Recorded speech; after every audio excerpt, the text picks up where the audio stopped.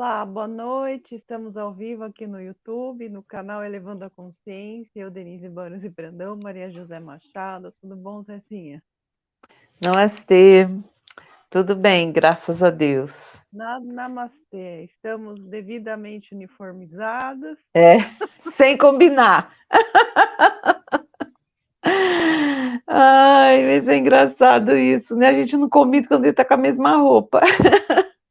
É muito engraçado mesmo. Ai, meu Deus do céu. E em São Paulo tá muito frio?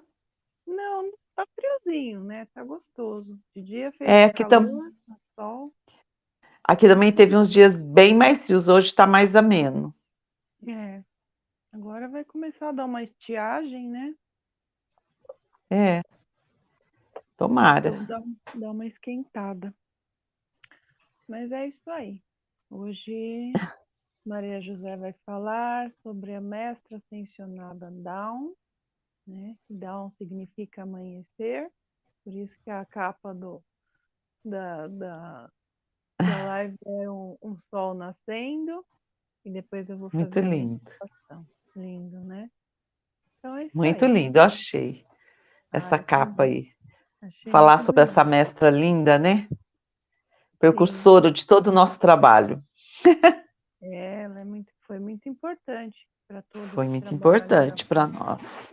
com certeza. É isso aí. Então vamos começar? Vamos começar. Então, vai lá. Então, boa noite a todos, muito obrigado pela presença de vocês aqui com a gente. Hoje vamos conhecer essa mestra aí que eu também não conhecia, né? Mas eu sou em muita gratidão para ela, porque pelo que eu estudei aqui, né, ela foi precursora de todo o nosso trabalho. Se hoje eu estou aqui conhecendo os mestres ascensionados, a Denise também, todas as pessoas, é porque ela trabalhou para que isso acontecesse. Ela disse sim para os mestres, né? Ela disse sim para Saint Germain, ela disse sim para Jesus, né? E é aquilo que a gente tem que fazer também, sabe? A gente tem que trabalhar para um mundo melhor, para um mundo mais construtivo, um mundo mais edificado, né? Você sabe, quando você vai tendo conhecimento com os mestres ascensos, você vai tendo conhecimento com todos esses seres maravilhosos que nos antecederam, e a gente vê que como eles foram a base nossa, né? Tudo aquilo, essa revolução, esse divisor de águas que foi de 1930 para cá, né? 35, por aí que começou essa história toda, é uma coisa inacreditável que tudo aquilo que eles falaram, que Mestre Saint Germain falou, nós estamos realizando agora, né? Que a gente tinha conhecimento da mecânica quântica, ninguém nem nada conhecia. Quem falava assim, o que é meditar? Ninguém nem sabia o que era meditar. O que é corpo energético? Ninguém nem sabia o que era isso. Hoje em dia todo mundo sabe, todo mundo tem conhecimento. Se as pessoas estão numa frequência mais baixa, né? Não vou falar que todo mundo, mas uma boa parte das pessoas que estudam, que estão na internet, né? Eu até achei outro dia muito engraçado, eu estava com a minha netinha Isadora no carro, né? E estava falando com ela, da gente acordar, que eu gosto de falar com os adolescentes a respeito disso, né? E ela já sabe, uma menina de 12 anos, o despertar, eu falo assim, da Matrix. Eu falei, tá vendo, olha, então, todos nós hoje temos a capacidade de, quem quiser mesmo ascensionar, vai ascensionar, né? Por quê? Porque isso está tudo aberto. Eu lembro, não sei qual livro de Saint Germain que eu li uma vez, né? Eu não lembro mais qual que era, e que ele falava que todos nós íamos estar interconectados, todos nós íamos estar assim, um em contato com o outro. E eu falei, mas de que jeito? Aí eu pensava assim, naquela época, né? Então vai vir a nova era, todo mundo vai se elevar, vamos tirar o corpo físico e vamos todos estarem conectados com essas linhas, que eu já sabia das linhas, né? Mas não era nada disso, né? Era para a gente estar aqui pela internet, estudando, nos comunicando. Eu estou aqui em Brasília, Denise está lá em São Paulo, outras pessoas lá no norte do Brasil estão assistindo a gente. Nós estamos todos em comunicação um com o outro, né? Então, isso é muito mais forte do que quando essa mestra começou. ela tinha um grupinho ali pequenininho que tinha interesse, enquanto o pessoal estava tudo pela guerra, Primeira Guerra Mundial, Segunda Guerra Mundial, aquele povo pegando fogo, aquelas coisas todas lá, e ela estava ali com os mestres tentando passar esse conhecimento, que seria a nossa base hoje, né? Então, essa mestra é realmente um amanhecer, eu acho, né? E também um amanhecer assim de alegria, né? Porque ela é junto com o mestre Ling, né? O mestre Ling, que é da alegria, né? Que para mim, eu sempre gosto de chamá-los, né? Esses mestres dos mantos dourados, eu gosto de vê-los no segundo raio e no 10º raio. Do que eu estudei aqui, não falou que raio que eles eram, mas deve ser do segundo raio ou do 10º raio solar, né? Porque é muito lindo o trabalho deles, né? E desde que eles começaram a pensar, né, a fazer os decretos, a estudar, o planeta mudou completamente. Tem gente que ainda não entendeu isso, né? Não entendeu a mudança que foi feita no planeta desde aquela época para cá, dos seres cósmicos, dos conhecimentos, né? Tudo isso é uma revolução. E nós estamos agora dentro dessa revolução. Então, por isso que eu acho muito pertinente de falar dessa mestra, que ela que começou tudo isso, né? Então, vamos começar falando dela. Então, essa mestra, ela, não sei se eu vou falar certo aqui, tá? Mary Leiane Inocente, né? Ela foi uma grande aluna da Grande Fraternidade Branca de Luz, da atividade da Ponte para a Liberdade durante a década de 1950. Nossa, antes, muito tempo atrás, né? Então, foi ela que fez essas bases, né? Ela estudou, né? Ela era descendente de irlandeses e tinha sido casada com uma encarnação anterior, ela havia sido o Simão, o Cirineu, o indivíduo que foi alistado para ajudar Jesus a carregar a sua cruz. Quer dizer, gente, uma coisa aqui que eu vou fazer aqui uma entradinha. A gente pode ver que todos esses seres que a gente já sempre fala assim, faz tempo que a gente não fala de encarnação assim das pessoas, né? Nós estamos falando aí numa jornada aí, né, Denise, só dos seres cósmicos, né? Que muitos deles não tiveram encarnação aqui, mas também agora a gente falou aqui. E realmente a gente começa a detonar o quê? Que esses seres que fizeram esse trabalho aqui, eles não, de repente, começaram a gostar dos mestres. Eles já são aqui daquele povo que a gente sempre fala, olha, se você está gostando, por isso que se as pessoas não se interessam pelos mestres, deixa eles lá quietinho. Não vá tentar forçar, fazer as coisas acontecer, porque eles não têm frequência para isso ainda, entendeu? Todos esses seres que estão querendo saber das coisas, é porque eles têm frequência. Né? Por exemplo, essa mestra, eu vou falar aqui, ela teve várias encarnações assim que mudaram o rumo da humanidade. Foram encarnações assim que ela falou uma coisa e lá mudou muita coisa depois que ela falou, né? Então são seres indicados pelo nosso Pai Celestial para que as coisas se transformassem no planeta, né? Então, continuando. Ela foi fundadora e colaboradora do Bridge to Freedom, e mãe da Geraldine Inocente, que era mensageira da atividade de Bridge de Freedom, de 17 de julho de 1951, né, que foi a vida dela, 21 de junho de 1961. Ela, e aqui no caso que a gente estava vendo, que eu estava vendo uma coisa, né, que ela morreu, a mãe dela morreu em 1960, depois ela morreu, a Geraldine, em 1961, né? Um ano depois. E nova ainda, né? Com 46 anos, fiz até as contas para mim ver. Bom, ela escreveu vários artigos para o Bridge of Freedom Journal sob o pseudônimo de D.T. Marches, né? Mary Inocente deixou seu corpo em 14 de março de 1960. Aí que eu falei para vocês, ela morreu em 1960 e a filha dela, Geraldine, morreu em 1961. E ascendeu em 7 de março de 1960. Eu até estava contando aqui quantos dias que ela ficou na passagem dela para Las Vegas, quer dizer, 4, 5, 6, 7, 3 dias que ela ficou, né? Ela morreu, depois de 3 dias, ela já se ascensionou, né? Tornando-se a senhora mestra ascensionada Dawn, né? E também, ela também é conhecida como mestra ascensionada Amanhecer.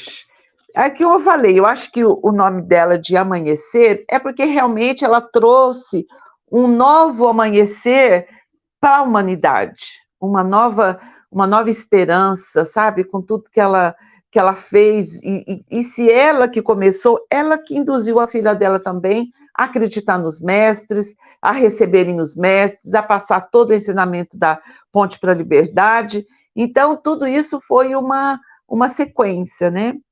E também ela é chamada deusa da felicidade e mestra ascensionada Dawn. São as 3 que ela é chamada, essa mestra, né? Sua chama gêmea é o mestre Link, que foi Moisés em uma de suas encarnações.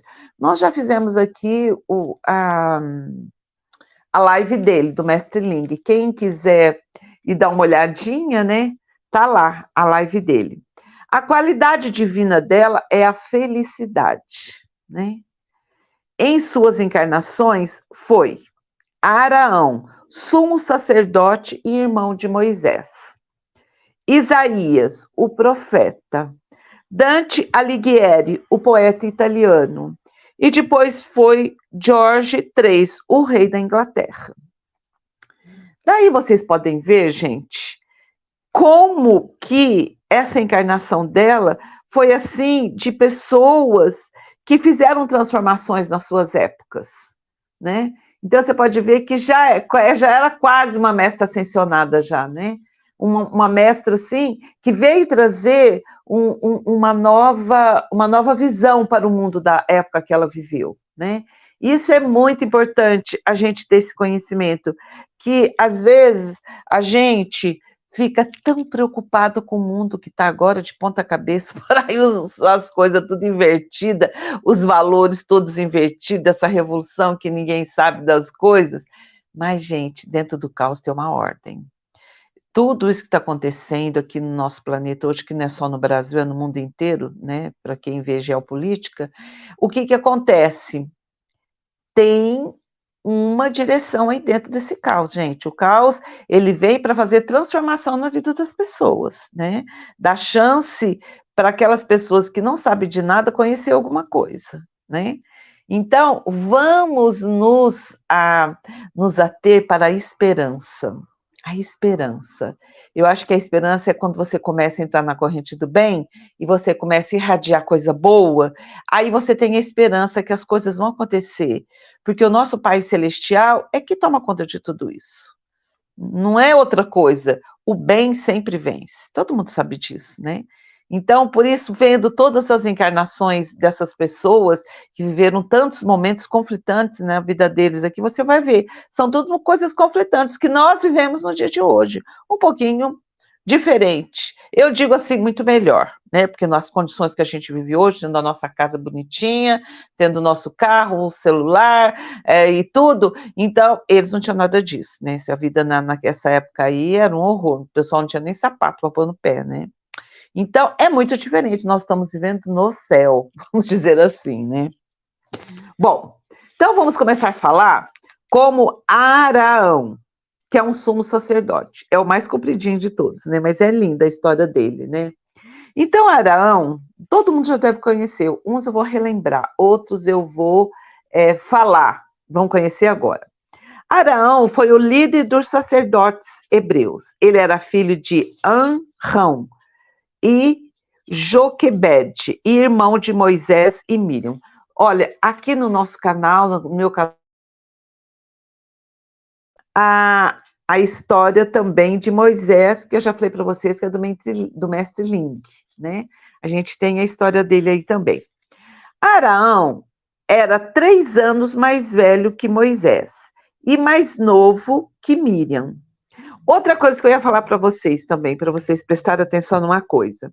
Araão viveu aqui um homem e trabalhar junto com Moisés. E os dois eram almas gêmeas. Olha que legal, hein? Como é que você vê, como que as coisas acontecem, né? Porque as pessoas têm tanta coisa assim de, né? Não, porque eu fui isso, porque eu fui aquilo. A gente não sabe de nada, entendeu? Você vê, os dois aí que viviam juntos eram irmãos e eles eram uma alma gêmea do outro. Olha que interessante, né? Bom, a história de Araão está registrada na Bíblia, a partir do livro do Êxodo, e estende-se até o livro de Deuteronômio. Ele aparece quando Moisés é comissionado a ir ao Egito, a fim de libertar o povo hebreu. Arão era descendente de Levi e foi casado com Elisibela, teve 4 filhos, e seus 2 primeiros filhos morreram perante o altar do Senhor. Aqui, gente, eu não sei, né? Mas aí é aquele sacrifício que eles faziam, né? Aquele Deus que não era o Deus de Jesus, né? Aquele Deus que as pessoas davam seus filhos para sacrifício, que era uma coisa horrorosa. Que eu sempre falo que esse Deus que faz sacrifício aí não era o Deus de Jesus, o Deus, né, o Criador de hoje, porque o Deus Criador de hoje é só amor, né? Jesus veio trazer o amor. Então, esse Deus que eles faziam aí, fazer sacrifício, não era o Deus de Jesus, o Pai do nosso Mestre Jesus, o Cristo, né? Então, esse Arão deu 2 filhos perante o altar. Olha que coisa horrorosa. Quando Moisés alegou dificuldade e falta de eloquência no falar, não sei se vocês lembram, né? Quando eu fiz a live do Moisés, ele falava assim, né? Mas eu não entendo nada, como que eu vou fazer essa coisa? Eu não sei nem falar, não tenho dom de oratório, não sei nada, né? E falava, não, você vai fazer. Então, aqui que ele está falando, Arão é que vai fazer o dom da oratória para ele, né? Então, quando Moisés alegou dificuldade e falta de eloquência ao falar, Arão é mencionado como sendo o alguém que pode ser útil, pois falava muito bem, né? Aqui, mas é alguma coisinha para a gente prestar atenção. Às vezes você tem na sua vida um propósito, alguma coisa para você cumprir, e você não vai fazer isso sozinha, você vai fazer isso com os outros, né? E Deus dá todas as condições para você fazer. Se você, não, você vai ter que fazer isso. Ah, mas não dou conta. Aparece uma pessoa que faz aqui, que está falando isso, ó, tá vendo? Arão esteve no Egito durante os 40 anos em que Moisés ficou ausente, até que recebeu uma ordem do Senhor para encontrar Moisés na montanha de Deus. Moisés instruiu Arão acerca da tarefa que eles realizariam. Juntos eles se reapresentaram à comunidade dos hebreus no Egito e informaram ao povo que Deus iria fazer. Conforme Moisés ia recebendo a mensagem diretamente de Deus, Arão ia transmitindo tal mensagem. Dessa forma, ele serviu como um tipo de porta-voz de Moisés, diante do faraó e diante do povo em algumas ocasiões. Arão esteve presente com Moisés diante do faraó do Egito. Eles solicitaram permissão do faraó para o povo hebreu partisse dali rumo ao deserto. Arão agiu de acordo com Moisés e realizou milagres na presença do faraó. Tais milagres indicavam que eles estavam ali autorizados pelo Deus Todo-Poderoso. Dessa forma, Arão teve participação ativa durante o período em que Deus enviou as 10 pragas sobre o Egito. Após o povo de Israel ter saído do Egito, Arão aparece novamente no episódio com os amalequitos, que atacaram os hebreus. Nessa ocasião, juntamente com Ur, ele sustentou as mãos de Moisés erguidas, até que os israelitas vencessem a batalha. Quando chegaram ao Monte Sinai, Arão esteve entre aqueles que receberam permissão de se aproximarem da presença do Senhor. quando Moisés permaneceu sozinho no monte para encontrar-se com Deus, Arão foi nomeado como líder interino dos israelitas.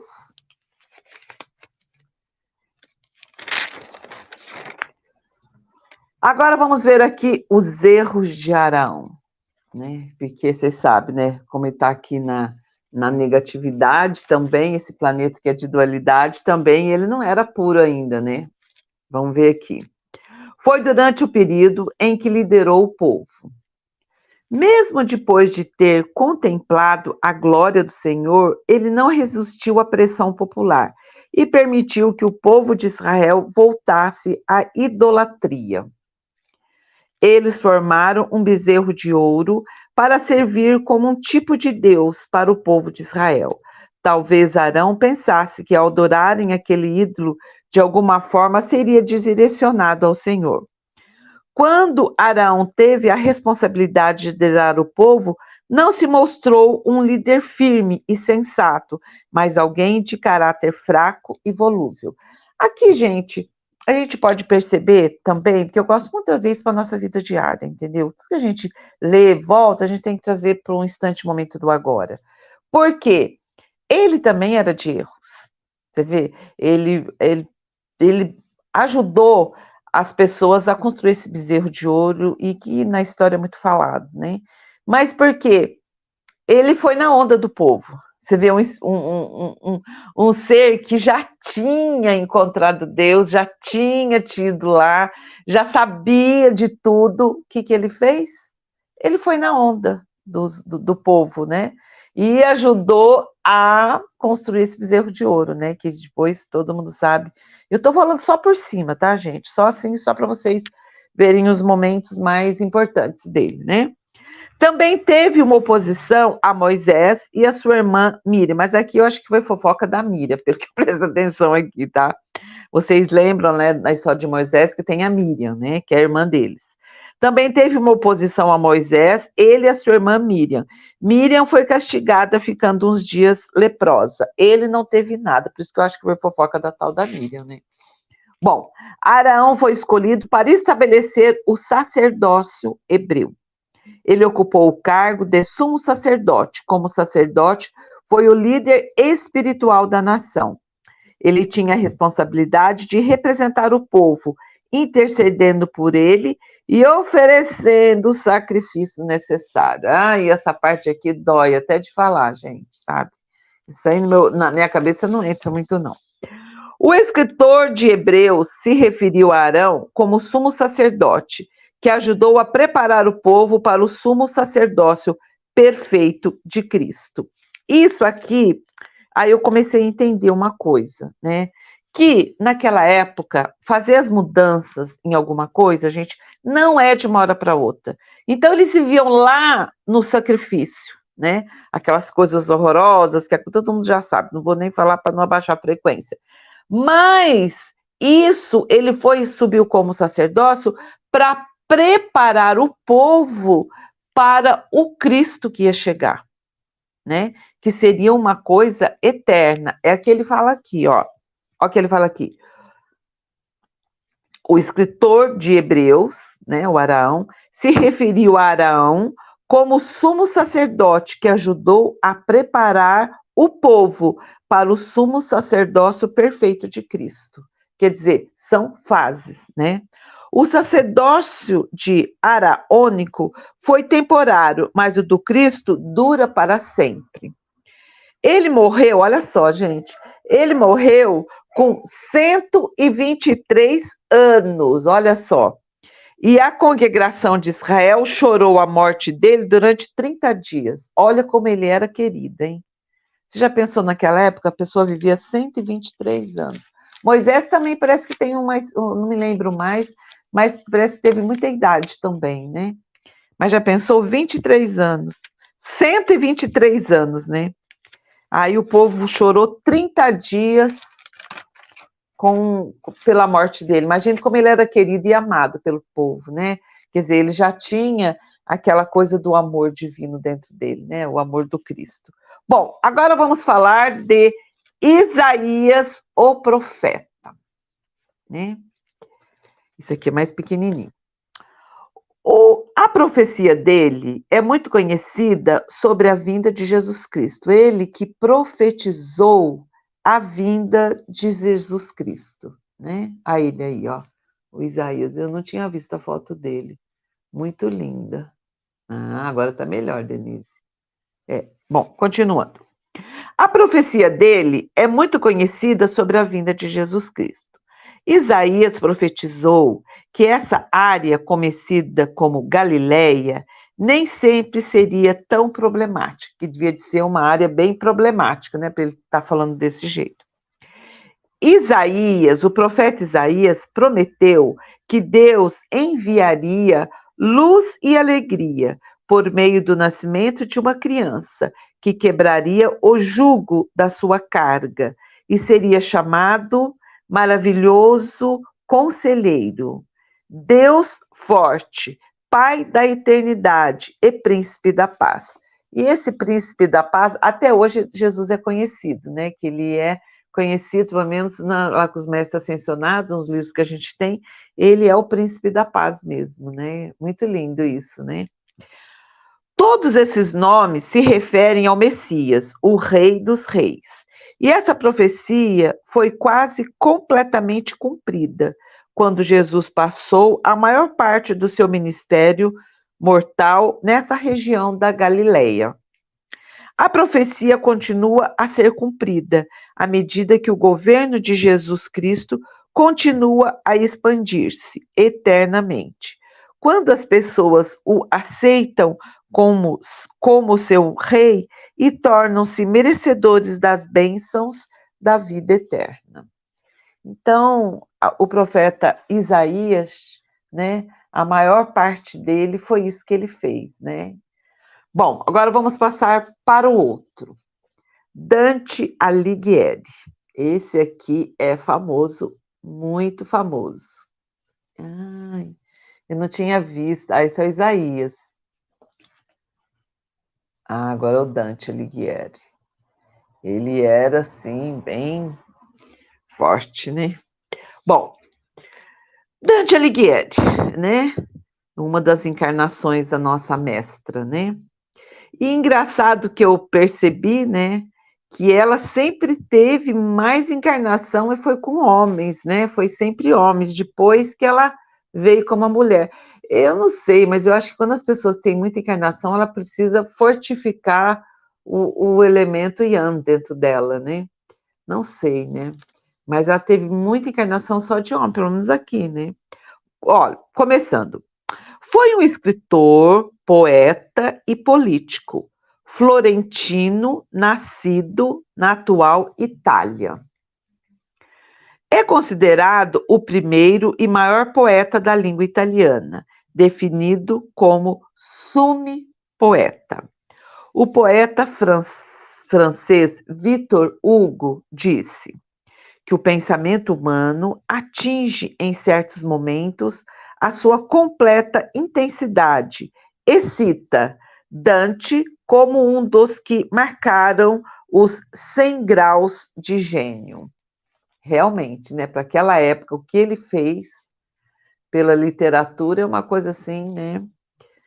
Eu vou falar só alguns tópicos, tá, gente?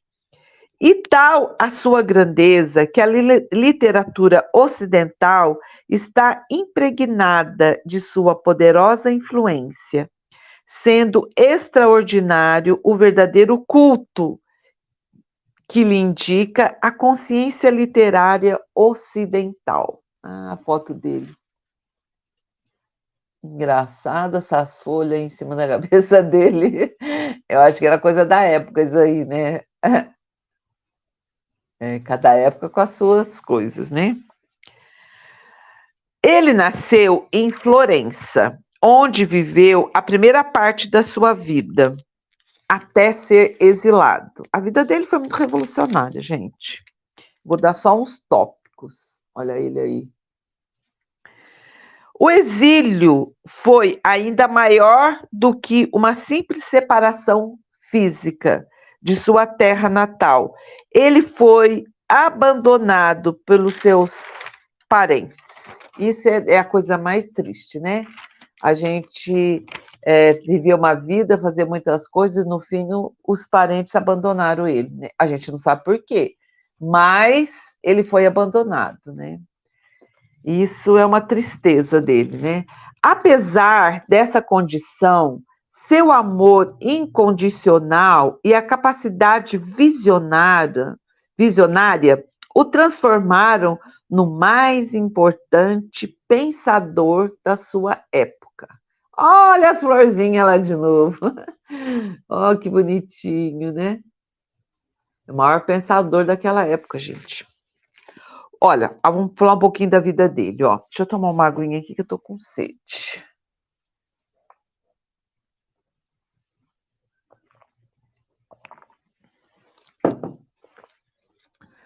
Com a idade de 12 anos, em 1277, sua família impôs o casamento com Gema.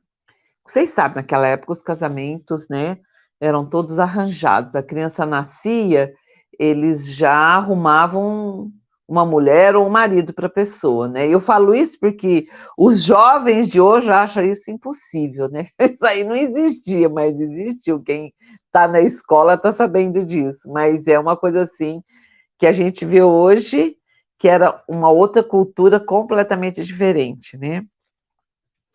E Dante teve vários filhos com Gema. Aí, aos 18 anos, com Guido Cavalcante, Lapo Gianni, Sino da Pistoia e pouco depois Bruno Lante, Dante lança Doce Stil Novo e a Divina Comédia. A Divina Comédia é muito conhecida, né? As pessoas que já conhecem a Divina Comédia sabem que foi o grande feito dele, foi isso, né? Tanto na Divina Comédia como na Vita Nuova Dante, terá interessado por outros meios de expressão, como a pintura e a música. Quer dizer, ele não só ficou nisso, ele teve outras expressões, né, na pintura e na música. Ainda jovem, olha que interessante essa história de amor, né, dele, e que é aquela tal que tinha naquela época, que os adolescentes de hoje, as pessoas do dia de hoje, nem imagina que isso podia ter acontecido, né? Que é o tal do amor platônico, né?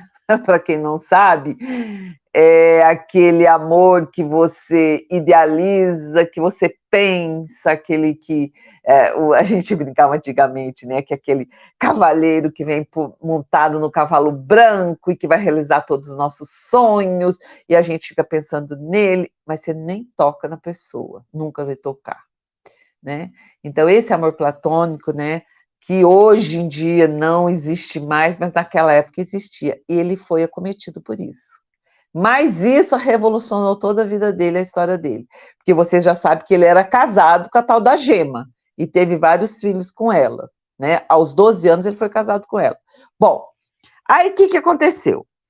Ainda jovem, olha que linda, porque eu adoro história de amor, né, gente? Nossa, para mim, acho que o amor realmente é a coisa mais linda do mundo, sabe? E, bom, ainda jovem, aos 18 anos, conheceu Beatrice, com 9 anos, hein? Ele tinha 18 e a menina tinha 9 anos. E a fixou na mente. Nunca falou com ela. Só viu umas 3 vezes só. Imagina, hein? Então ele viu aquela menina. Devia ser coisa já. Hoje em dia a gente sabe que quando acontece uma coisa dessa, né? É coisa de outras encarnações, né? Que a pessoa já conviveu com aquela pessoa, já foi. Então, quando você vê, você fica assim impressionado. Nossa, mas que pessoa bonita. Às vezes você viveu muitas coisas com aquela pessoa, pode ser uma mãe, uma tia, mas, né? Ou então o amor mesmo, né? Então a pessoa fica assim, quase que desnorteada atrás disso, né? Então, vamos ver aqui o que vai acontecer, ó. É difícil interpretar no que constitui essa paixão, mas é certo que foi de importância para a cultura italiana.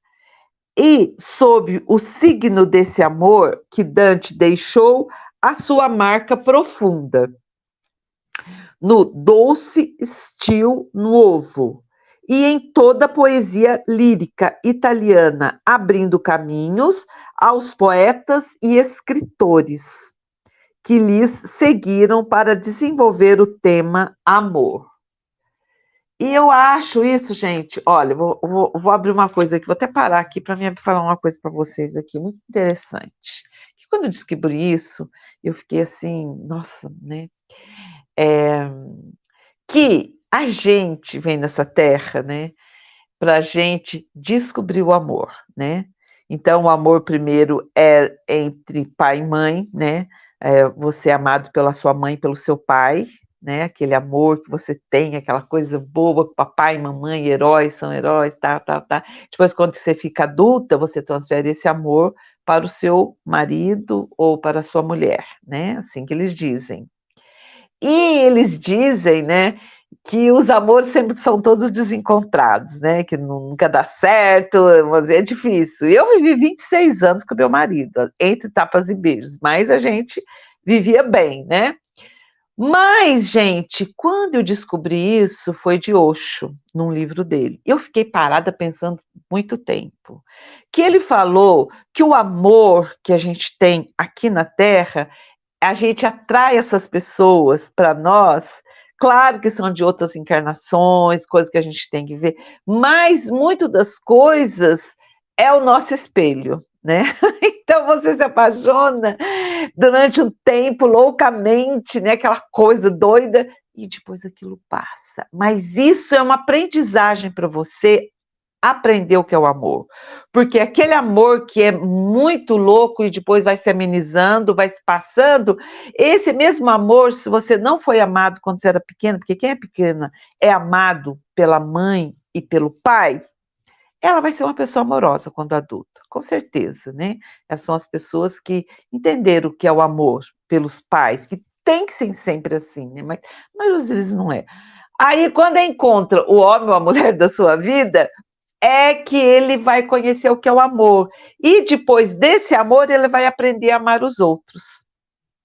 Né? E eu acredito que seja assim mesmo, entendeu? Porque você, aquele amor assim, aí você sente que você é querida, que você é amada, aí você começa a olhar as outras pessoas também assim, com esse amor. Diferente, claro, mas é o conhecimento, a abertura para um movimento novo na vida da pessoa. Então, isso aqui para mim quis dizer isso. Porque quando ele conheceu a Beatrice, ele estava desiludido, porque ele estava casado com aquela mulher que não tinha nada a ver com ele, né? Com a mulher tal da Gema, que teve vários filhos e tal, né? Quando ele conheceu a Beatrice, ele sentiu aquele amor. E aquilo, até no exílio, fez bem para ele. Só de ele pensar naquela mulher, né? Ela era uma criança, mas vocês sabem, naquela época não tinha os padrões que a gente tem hoje, né? Era uma mulher, né? E ele depois começou a ouvir ela outras vezes, né? Então, aquilo levou ele, quer dizer, era um amor que nem toque não teve, mas aquele amor levou ele a conhecer outras coisas na vida que ele não conhecia, né? Que eu vou falar sobre a Divina Comédia, vocês vão ver que é isso aí. Então, eu acho muito importante também essa mensagem que ele trouxe para a gente, que essa mestra traz para a gente também, sabe? Eu fiquei pensando muito nisso, né? Como é que ele conhece uma mulher e essa mulher muda a vida dele todinha, né? E isso é muito importante. Por isso que eu quis dar uma paradinha aqui, para a gente saber que o amor, em todas as suas nuances, sempre é muito importante, né? Sempre é muito importante. Tem alguma coisa a ver com a gente?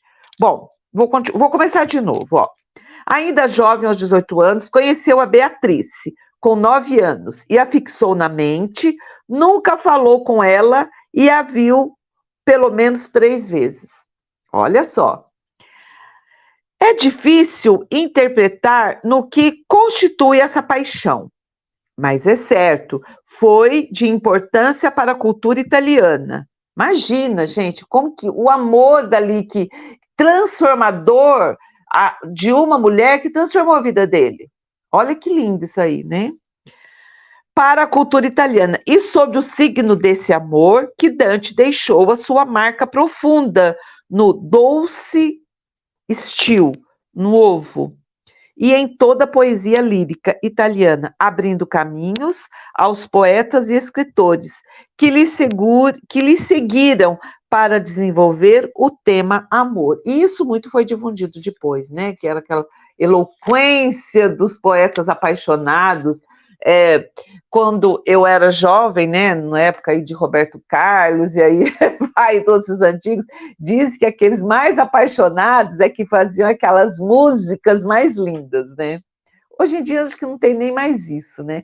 Mas era muita gente, quando eu era jovem, falava, não, as músicas mais lindas que são feitas naquela época eram de pessoas que estavam apaixonadas, tinha um sentimento ali dentro, né? Isso é bem isso que ele está falando aqui, ó. Quando Beatriz morreu, em 1290, Dante procurou refúgio espiritual na filosofia da literatura latina. Vocês vejam bem como que era um amor assim, nossa, uma coisa linda, né? Dante participou também na vida militar da época, combateu ao lado dos cavaleiros florentinos. Foi também médico e farmacêutico. O envolvimento político de Dante acarretou-lhe vários problemas. Aqui, gente, tem muita história para contar, mas eu não vou contar, vou só resumir, tá? Que ele lutou com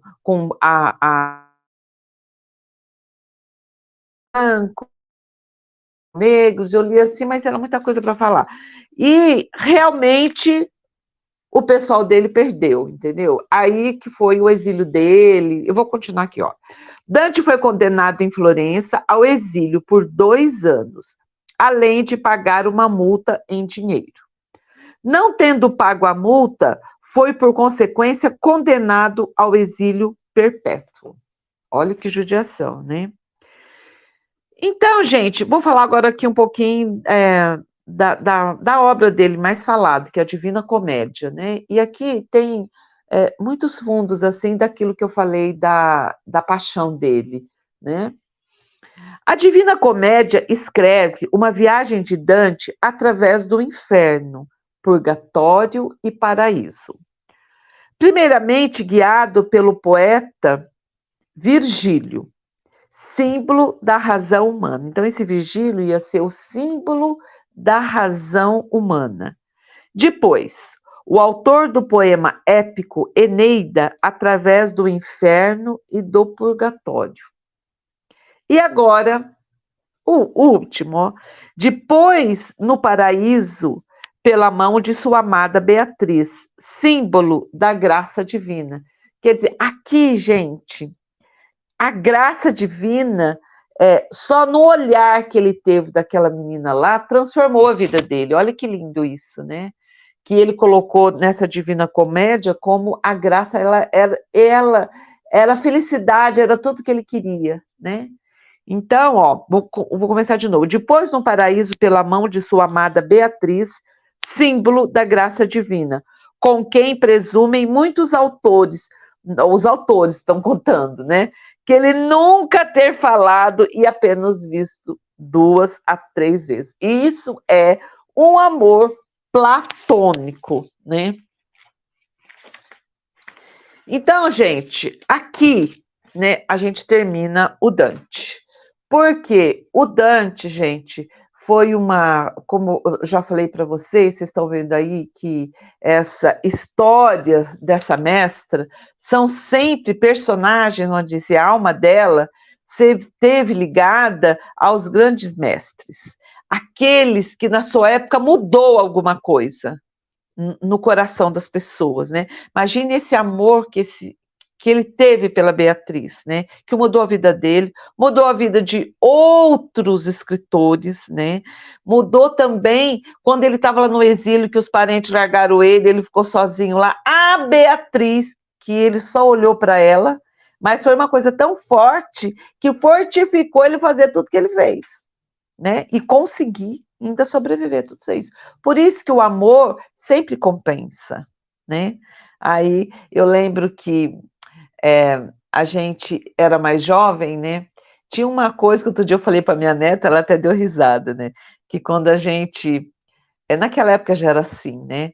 que quando a gente termina um amor não deu certo, a fila anda, que não é para você ficar parada chorando, sentindo no negócio, como que é essa história, né?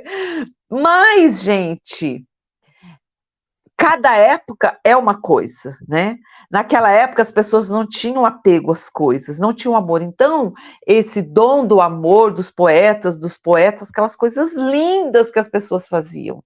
Era lindo demais. Trouxe uma revolução para aquela época, porque as pessoas não eram apegadas. Aí as pessoas depois começaram a amar, né?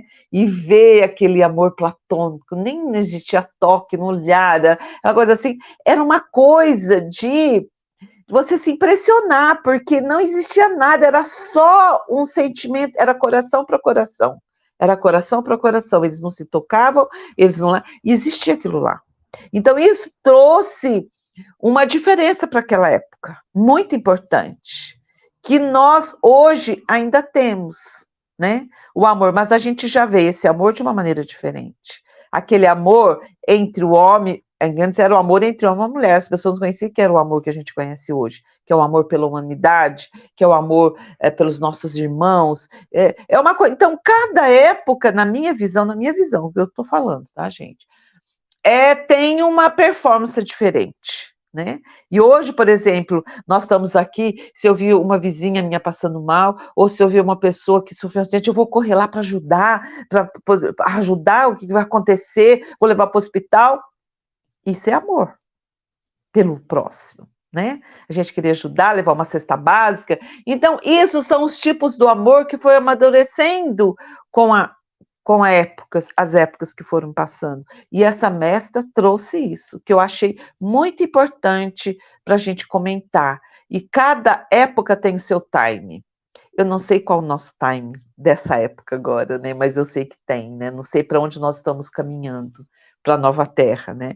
Mas é difícil da gente idealizar isso, porque naquela época também era difícil deles idealizar o mundo que nós temos hoje. Para eles era uma coisa assim, se chegasse lá no do tempo lá, era uma coisa louca, né? Bom, agora vamos falar de do George III, rei da Inglaterra. Isso aqui, gente, eu vou contar para vocês.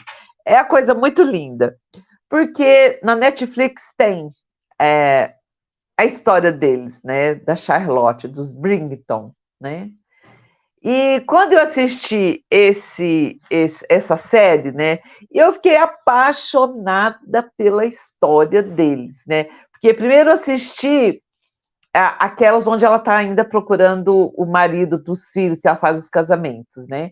Mas depois eu assisti a primeira, que era a história dela mesma.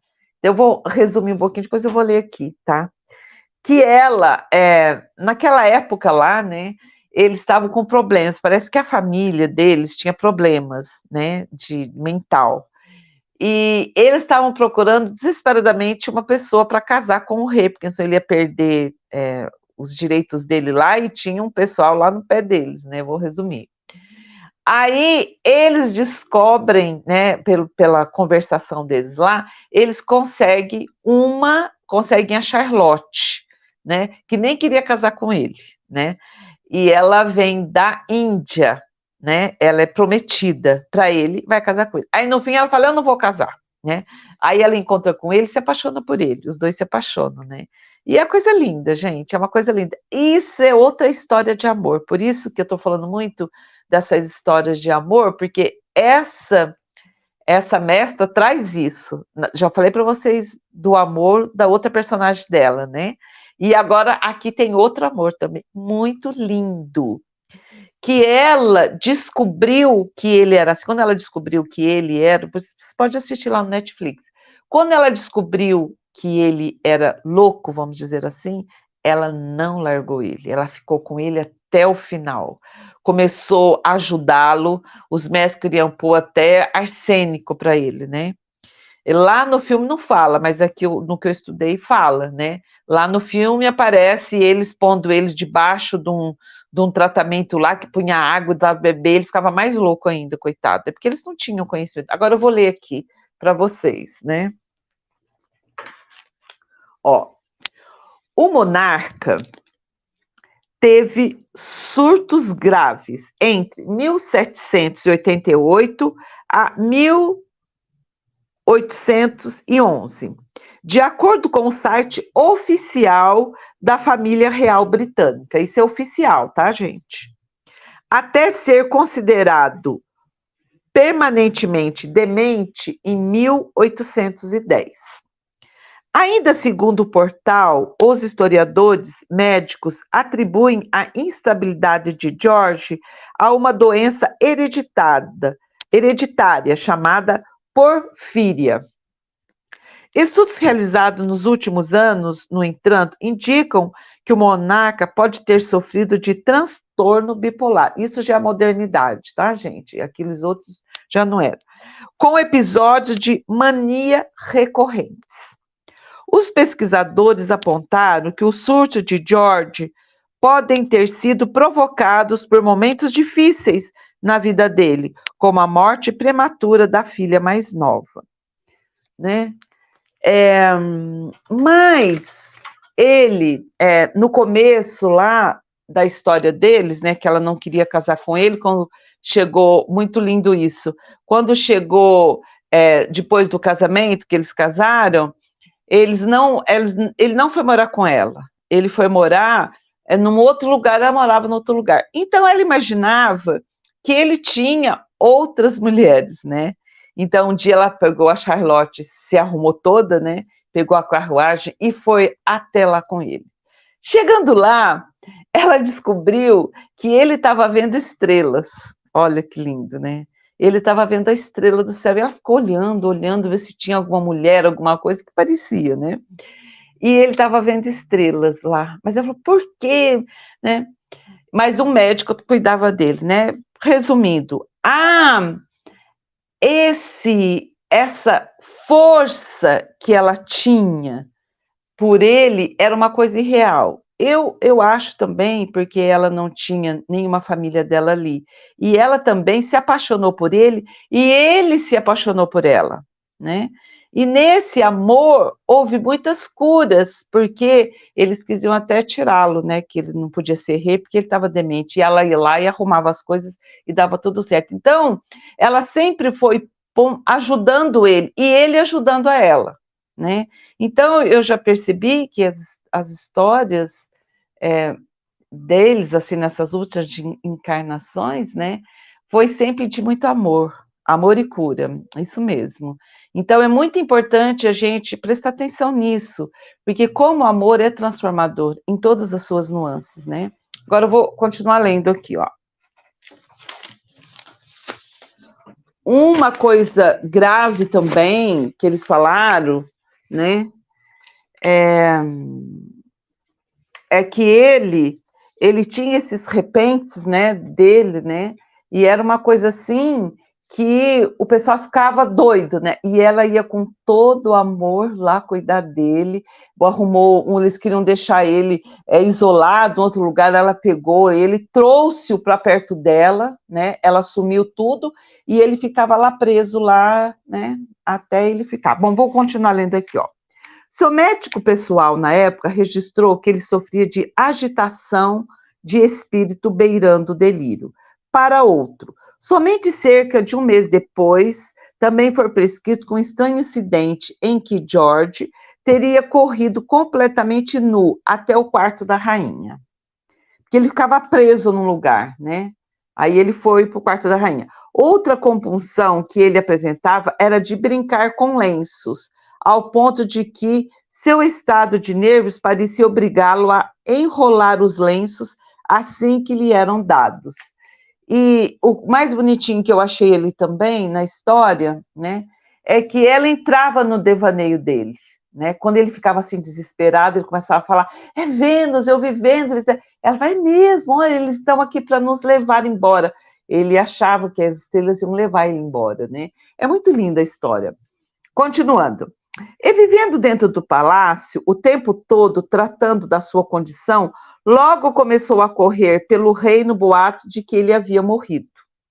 Durante esse tempo, conforme escreve Hadlow, Charlotte se encontrava extremamente assustada e ansiosa.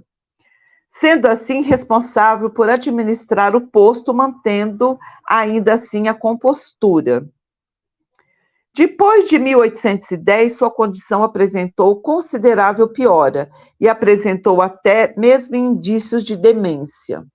Foi considerado permanentemente louco. Robert Willis, um dos médicos do rei, inclusive escreveu em setembro daquele ano: vimos Sua Majestade às vezes em estado de delírio, às vezes fortemente impressionado por imagens falsas, nenhum dos quais caracterizou este dia tanto quanto grau de irritabilidade que só poderia ser enfrentado por coerção e que era apenas variado por exclamações ocasionais e ruídos sem sentidos.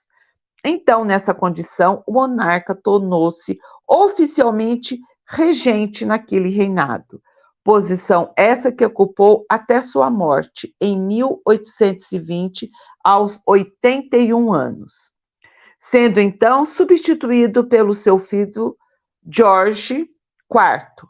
Charlotte, por sua vez, se tornou guardiã do marido, até sua própria morte em 1818, permanecendo leal a ele até o fim. Então, vocês podem ver aí, né, essa lição de amor lindíssima, né?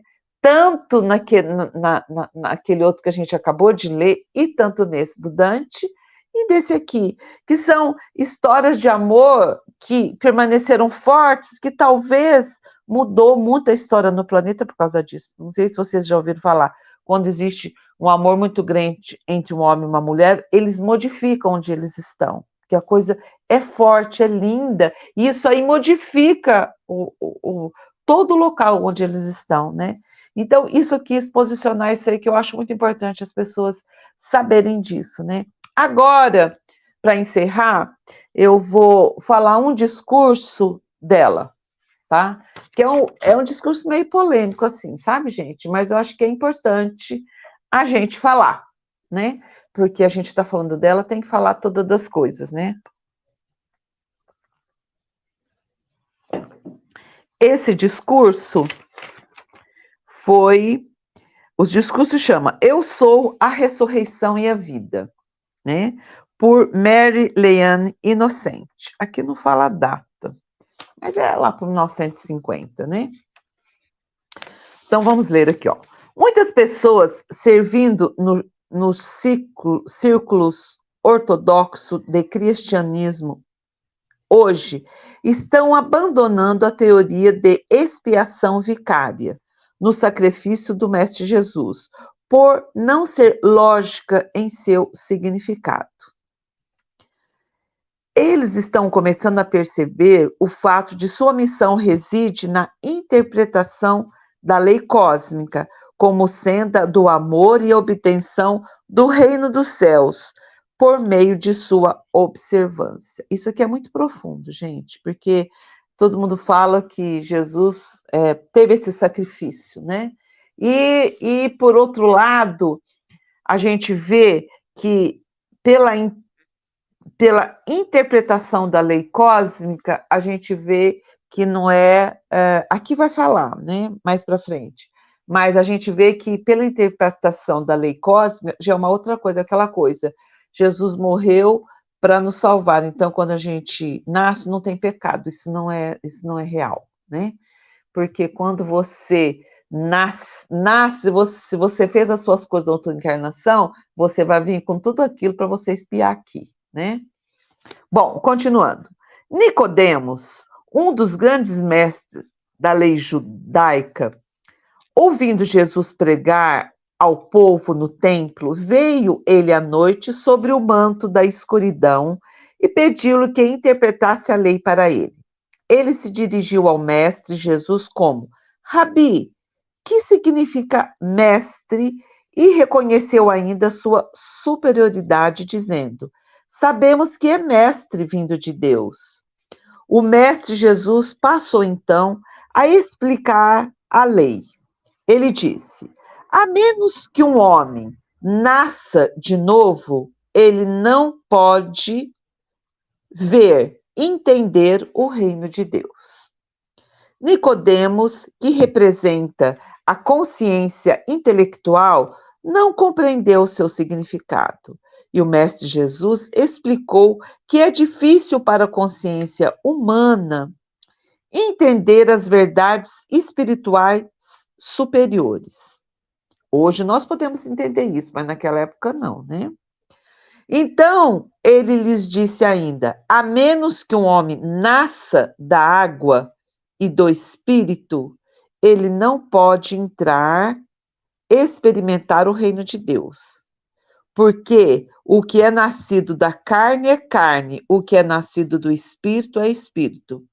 Para mim aqui, que nasça da água, para mim aqui, não sei, né? Tô falando eu, Zezinho. É a gente na barriga da nossa mãe, né? Lá no meio da água, né? Eu vejo dessa maneira. Ele quis dizer com isso que a contribuição dos pais humanos para essa prole é o corpo carnal, no qual habita a consciência humana. Inclui todas as características inerentes à família, nação e raça. Mas a vida que anima o corpo é uma contribuição de Deus Pai e contém dentro de si tanto a natureza quanto os atributos do espírito. Este princípio de vida é o átomo permanente. Sua forma é uma pequena chama ou centelha escondida dentro do coração. É a parte imortal do homem e perdura de geração em geração, através de incontáveis vidas encarnadas.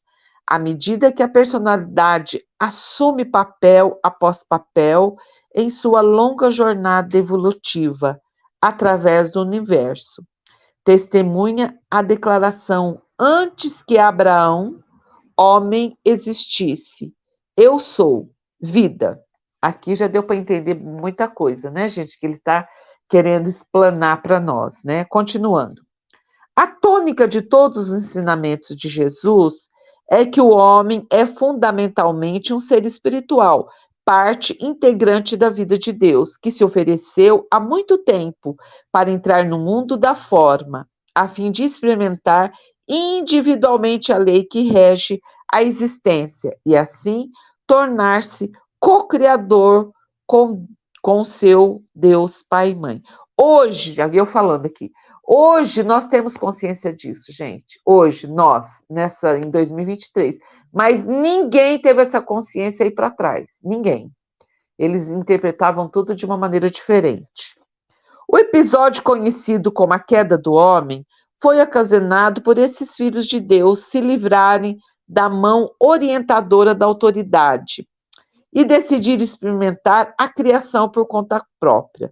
Essa foi a primeira violação da lei do uno, porque só há uma vida e uma inteligência. E quando esses seres deuses decidiram estabelecer uma contra-inteligência, aquele momento nasceu a natureza inferior ou humana, e os problemas dos homens começaram. Para fazer o povo voltar à sua origem divina, grandes seres como o Mestre Jesus Cristo e outros se ofereceram para vir periodicamente assumir a aparência dessa natureza inferior, para que pudessem atingir a mente humana.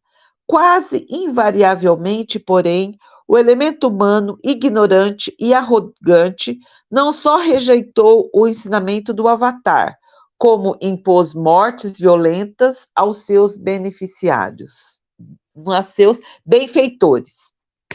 João, o precursor de Jesus, ensinou a lei da purificação por meio do batismo na água, e durante toda a era cristã, as pessoas foram batizadas, cerimônia pela qual as pessoas acreditam que seu pecado original de desobediência foi erradicado da alma. No entanto, a transmutação e purificação do eu inferior tem sido um processo lento e realizado, na maioria dos casos, à custa de um tremendo esforço pessoal. Portanto, a obtenção da libertação do homem da roda dos nascimentos e da morte tem sido um assunto longo e demorado. e as ascensões às esferas superiores têm sido poucas e distantes entre si. O evangelho do novo dia é de tremenda alegria e expectativa, porque, sob a dispensação do sétimo raio, a lei cósmica achou por bem conceder à humanidade a mais alta dádiva que o céu poderia conceber. Isto é, o conhecimento do amor sagrado, do fogo sagrado, através da aplicação do qual o homem pode equilibrar sua dívida kármica para com a vida e pode elevar e iluminar sua consciência externa, de modo que ela possa se fundir com a do seu eu superior. Ele pode, pela contemplação da mente perfeita de Deus, recusar toda aceitação da imperfeição, deixando assim de criar condições dolorosas para si mesmo e para os outros. E através do poder criativo do amor sagrado, do fogo sagrado, ele pode criar um céu para si mesmo neste planeta. Por isso, palavras de Jesus: não temas, pequeno rebanho, é do agrado do Pai dar-vos o reino. E termina aqui o discurso dela, né? Muito lindo, gente. Então, aqui eu termino a, a exposição dessa mestra tão linda, né? Tão linda que trouxe para a gente muito amor, né? O que o amor de um homem e de uma mulher pode direcionar na vida, até passando de encarnações, vamos dizer assim, né? E isso, gente, é muito importante, eu acho, esse conhecimento de que o amor sempre vale a pena, né? Sempre ele traz alguma informação e deixa no éter da Terra, né? Essa, essa luz que vai impregnando e que nós precisamos de muito disso, né? Namastê. Namastê. Muito bacana, né? Muito. É, Eu acho que essa mestra, né, que hoje é uma mestra, que antes era apenas um ser espiritual em desenvolvimento, mas trouxe deixou importante legado para a Terra, para a humanidade, né? sim, E os ensinamentos que trouxe, né, não só pela importância histórica, mas pelo ensinamento de vida que trouxe para a gente, é, né, para todo mundo. E é com bem o que você certeza. falou, o amor transforma, e o amor edifica, o amor cura, o amor, enfim, as pessoas têm um pouco medo do amor, né, de amar, mas é, se todos soubessem o quão engrandecedor é você deixar o amor fluir do seu coração, É, com certeza a vida mudaria na vida, nos acontecimentos de todo o planeta, né, de toda a humanidade. Isso com certeza. é verdade. É muito lindo. E esse discurso dela fechou assim com chave de ouro, menina. Ela trouxe realmente aquilo, né, que eu acredito, né? Para mim foi chave de ouro porque eu acredito nisso aí, entendeu? Tudo que ela falou ali para mim é é tudo que a gente precisa ouvir para entender mesmo o nosso processo aqui na Terra, né? Eu gosto muito dos textos dela e estão nos jornais, né, da Ponte, que eu estou fazendo a tradução. E aí Sim, você lendo os textos e a forma com que escrevia, com uma cultura e uma forma de se expressar que dá para você perceber que de fato ela teve contato com a literatura, né? Porque na verdade a senhora Mary, ela era uma dona de casa. Então, você não consegue dimensionar uma dona de casa escrevendo com tanta qualidade como ela escrevia os textos dela. Então você já pode perceber que de fato houve encarnações onde ela desenvolveu essa isso, capacidade, né? né? É, com E, certeza. então, assim, isso vem provar que aquilo que nós desenvolvemos, mesmo que nós não tenhamos a consciência, a lembrança consciente, aquilo fica gravado na alma. E você traz em um momento certo, aquilo vai se manifestar. E o caso dela é uma prova disso, né? Uma prova disso. Eu fico traduzindo, aí eu fico lendo e refletindo, eu falei, nossa, que profundidade que foram escritas. Escreve, né? É muito bonito, né? Com certeza. Eu acho muito interessante isso, né? Mas é isso. Gostei muito da sua aula sobre a mestra Down, né? E ela é muito linda. eu não sabia que ela era a chama gêmea do mestre Ling, né? Eu vim saber agora, pegando material para você fazer a live que eu vi. Eu achei muito legal também o fato deles terem sido irmãos, né, na encarnação. É muito interessante isso, né? Sim. Os mestres sempre falam, né, que a chama gêmea não necessariamente ela tem que vir como um casal, ela pode vir como alguém da família, como um amigo, né, e fazer um trabalho. As chamas gêmeas, quando elas estão trabalhando em prol da fraternidade, eles vêm com missões que muitas vezes não tem nada a ver com relacionamento, né? Não vem aqui para se divertir, não vem aqui para nada. Eles vêm aqui para trabalho mesmo, né? Então, com certeza. você percebe que eles vieram junto com uma missão e foi bem interessante essa, né? De Arão e Moisés. E a felicidade, imagina os dois juntos, deve ser alegria para todo lado, né? Com certeza. Com certeza. A minha imagem aqui travou, você está me ouvindo? Agora voltou. Então tá. A internet hoje está meio esquisita aqui, de vez em quando a imagem aqui no computador congela. Ai, ai. Então é isso. Hoje não tem perguntas. Vamos fazer então a meditação, certo? Vamos. Então vamos lá. Todo mundo aí já sabe. Senta confortavelmente, né? Com a coluna ereta.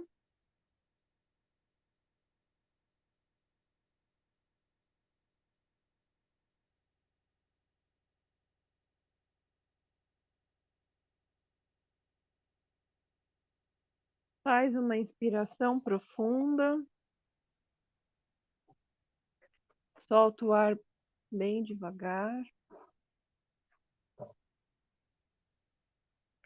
Mais uma vez.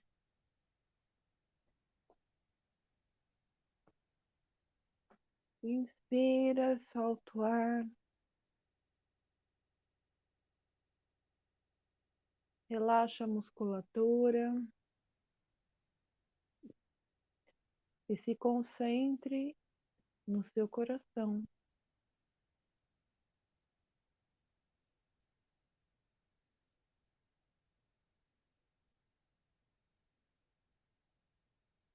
Se concentre na chamatrina em seu coração.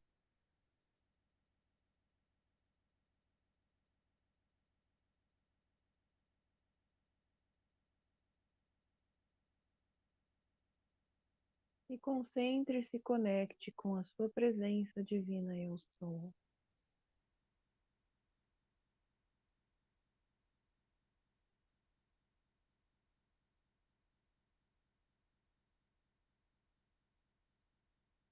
Veja um manto de luz azul sobre seus ombros.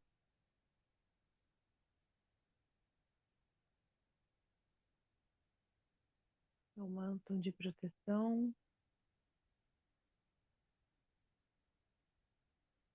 Também veja uma esfera de luz azul que o envolve no raio de 3 metros em cada direção.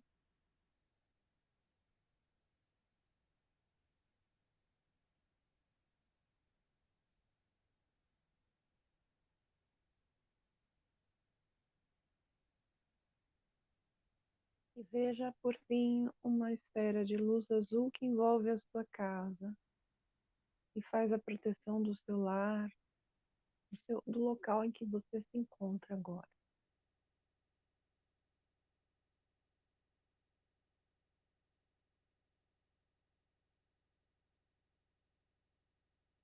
Caso você queira e tenha, também visualize a mesma esfera de luz azul em volta do seu carro.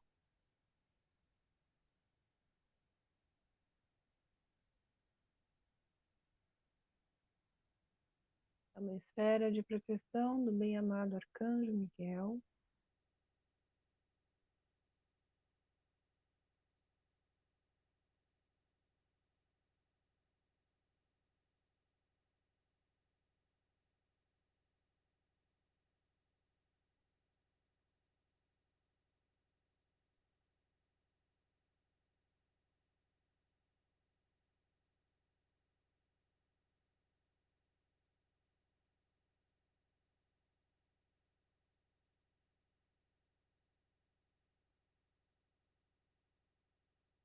E nós vamos agora fazer um trabalho preliminarmente com a chama violeta do bem-amado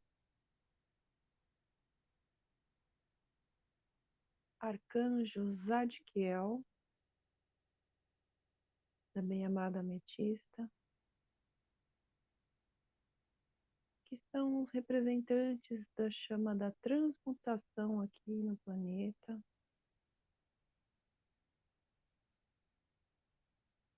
O seu templo se encontra no planetérico sobre a ilha de Cuba, no Caribe.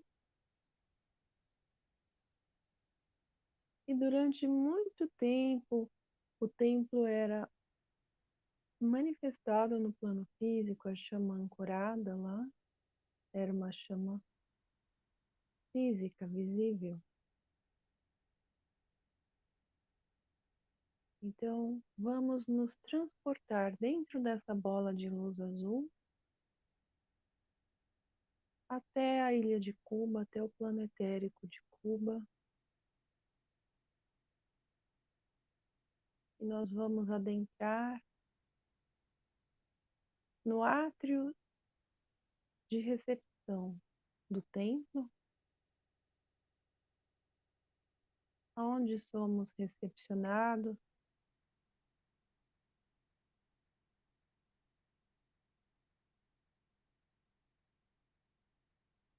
pelos bem-amados arcanjos Adquiel e a bem-amada Ametista.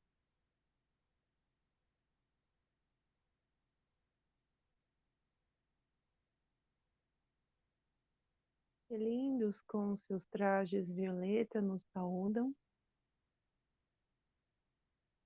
e nos convidam para uma incursão dentro do templo,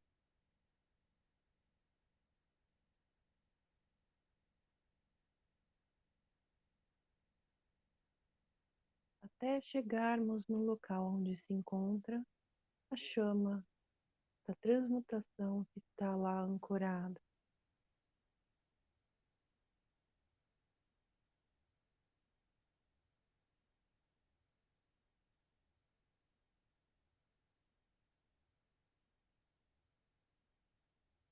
E a bola de luz azul ainda nos protege, uma vez que esta chama é muito forte, então contra a força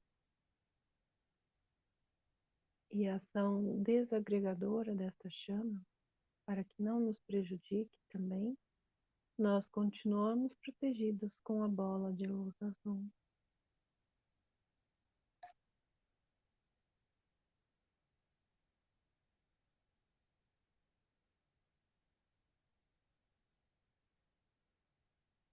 Nós vemos então uma pira de ouro com uma imensa, imensa chama violeta lá ancorada.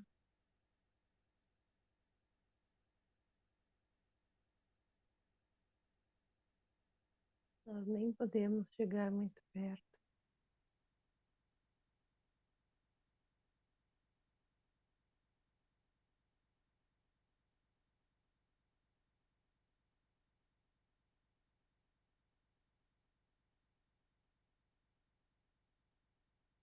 Esta chama tem mais de 10 metros de diâmetro, ocupa uma área maior de 10 metros de diâmetro e atinge naturalmente uma altura de 30 metros de altura. Porém, em dados momentos, a irradiação desta chama cresce, ela se expande.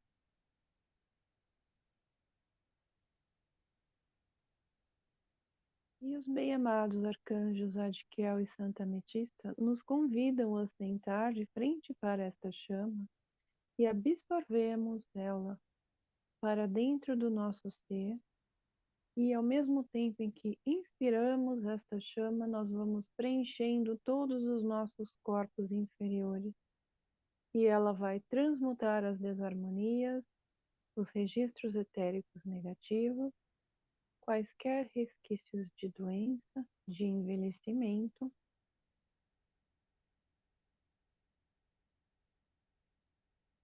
quaisquer problemas emocionais, e também ao mesmo tempo vai dissolvendo o nosso véu de Maia. Então veja essa imensa chama violeta na sua frente, inspire e absorva esta chama.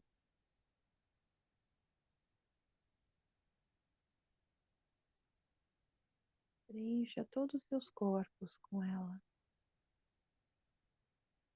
Então você se vê sentado numa cadeira branca, a bola de luz azul ao seu redor e esta chama violeta preenchendo todos os seus corpos.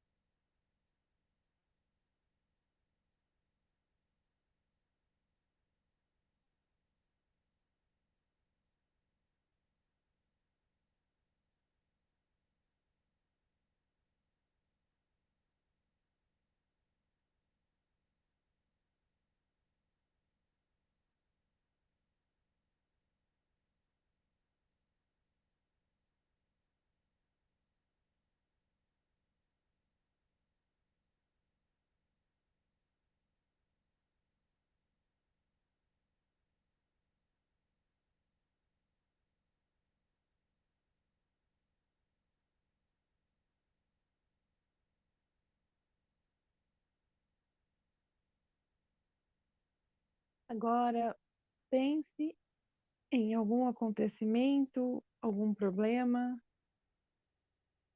em qualquer coisa que esteja te afligindo neste momento. Direcione esta chama violeta para dissolver o problema, para dissolver a complicação. E veja esse problema, essa situação sendo consumido, derretido como se fosse um cubo de gelo no fogo. E essa energia vai sendo transmutada, transformada em luz.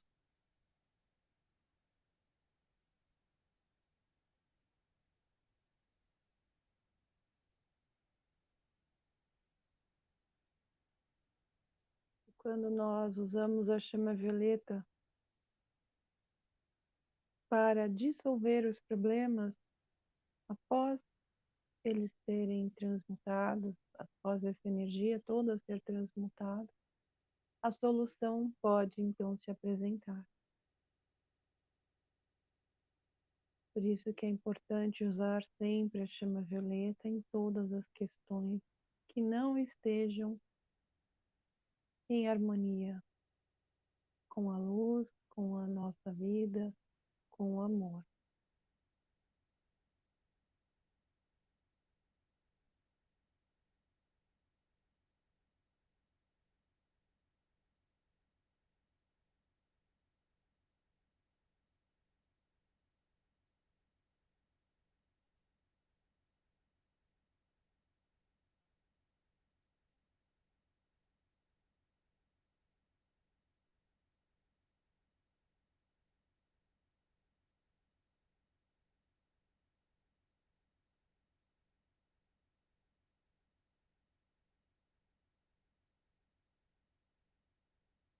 Nós vamos agora, então, juntamente com os bem-amados arcanjos Zadkiel e Santa Ametista, irradiar esta chama violeta para envolver todo o planeta Terra,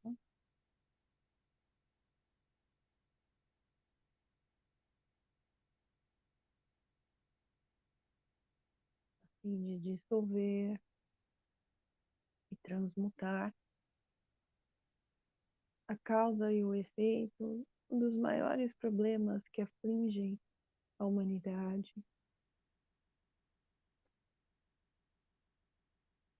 as guerras, os conflitos, as doenças, as misérias,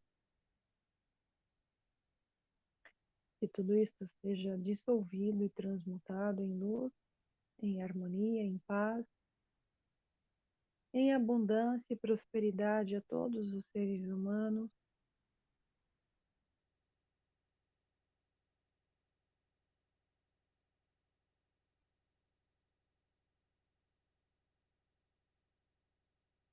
então vamos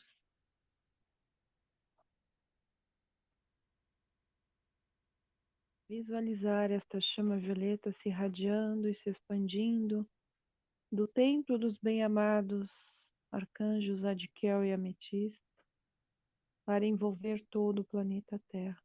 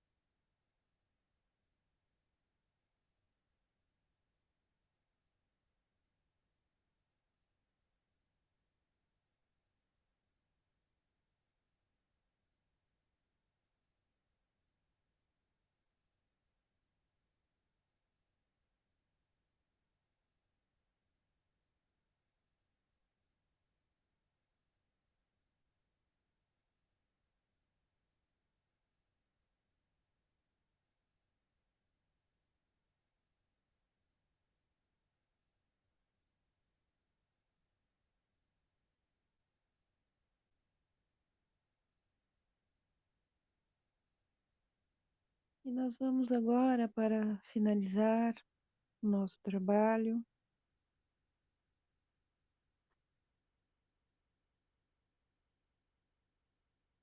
juntamente com o bem-amado Mahashohan,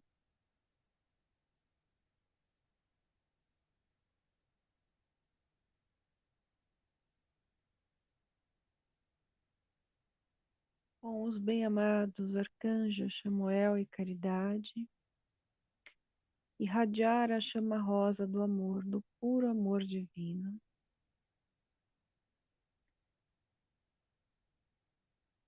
Nós vemos como este amor, esta luz chama rosa, ela preenche os nossos corpos, principalmente o corpo emocional,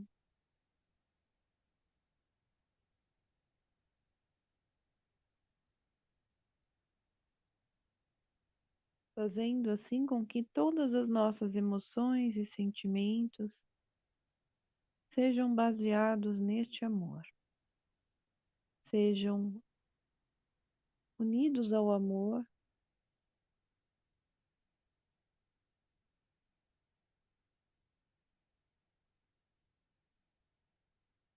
para assim abençoar a vida.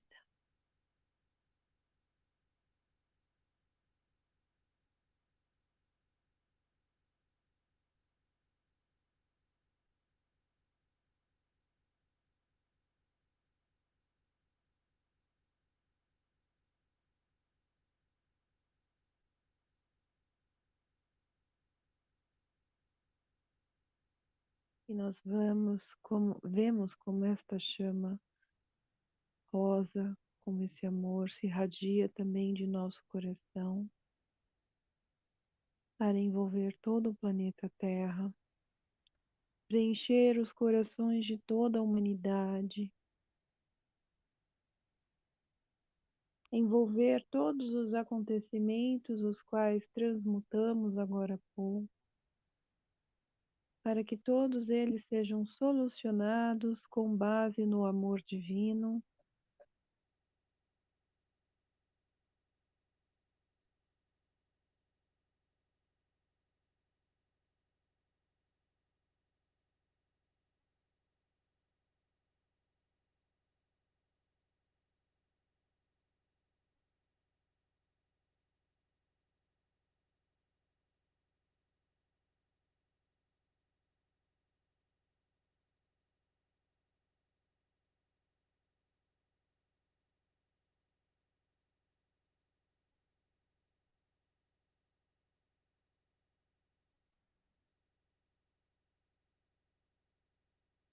E nós vamos expandir esta chama rosa que envolve todo o planeta Terra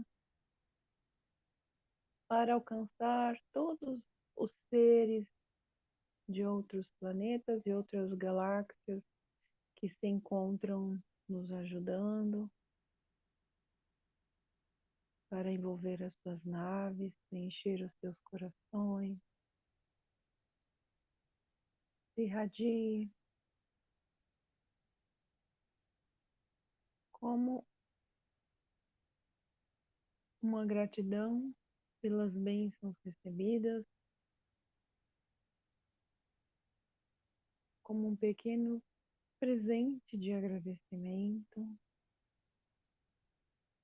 Também se irradie para todos os outros planetas do nosso sistema, que também estão nos ajudando de alguma forma.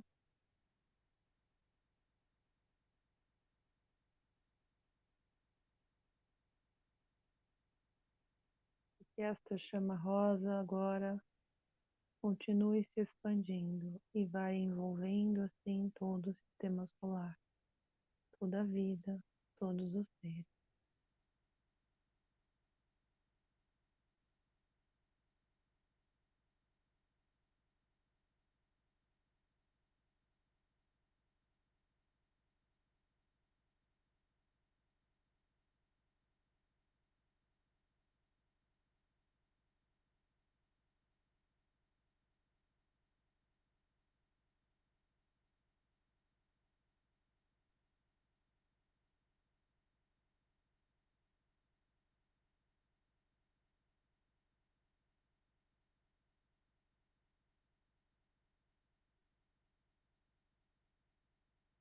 E assim, juntamente com os bem-amados Mahashohan, Arcanjo, Chamuel e Caridade, nós abençoamos a vida em todo o sistema solar, em todo o planeta Terra, em todos os seres, encarnados e desencarnados, todos os elementais, os anjos e também o reino da natureza, os animais, que todos sejam alcançados neste momento com esse amor. E que esse amor seja a base de todas as relações humanas.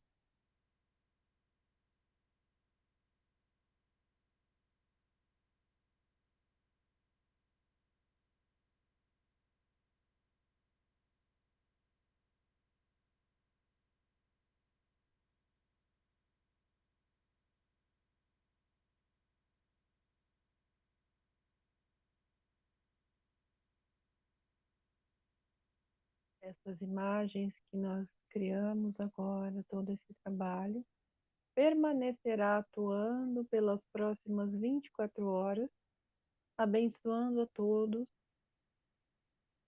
que foram abençoados, aumentando assim então a vibração e o nível de consciência de todos.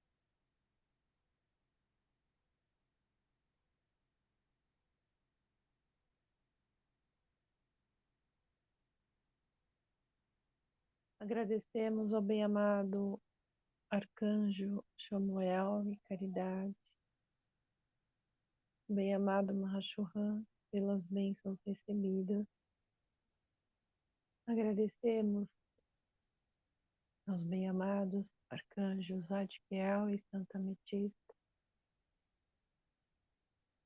pela recepção calorosa, pelas bênçãos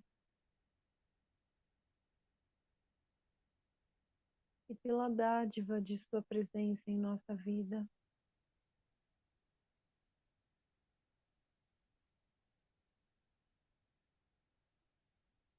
Agradecemos ao bem-amado Arcanjo Miguel pela proteção, pelo manto protetor.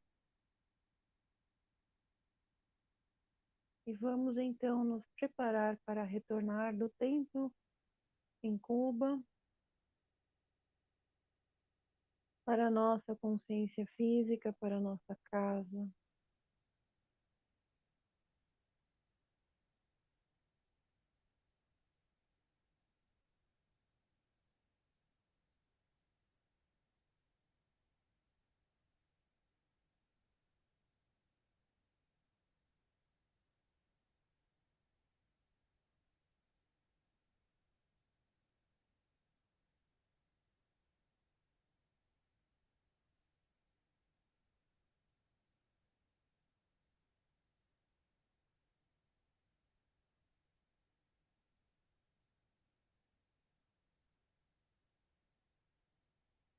Nós vamos então voltar, fazer uma inspiração profunda, soltar o ar bem devagar, movimentando os dedos das mãos, lentamente movendo os pés,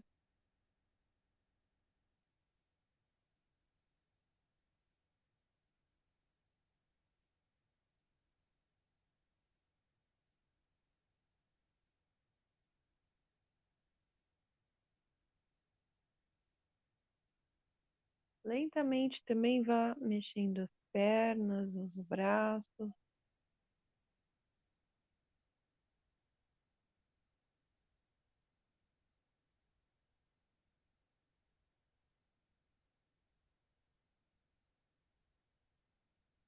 de mexer a cabeça em movimento circular.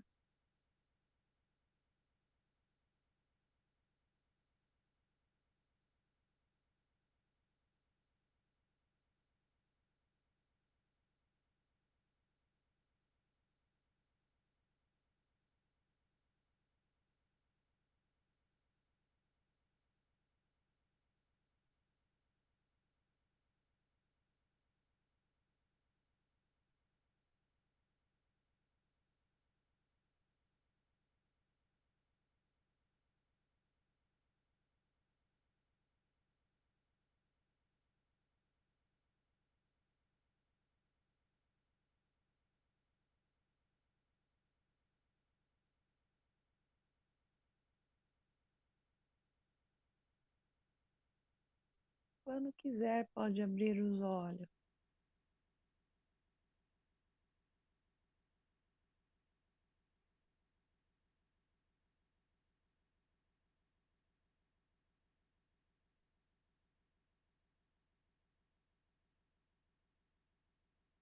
Espero que todos estejam bem.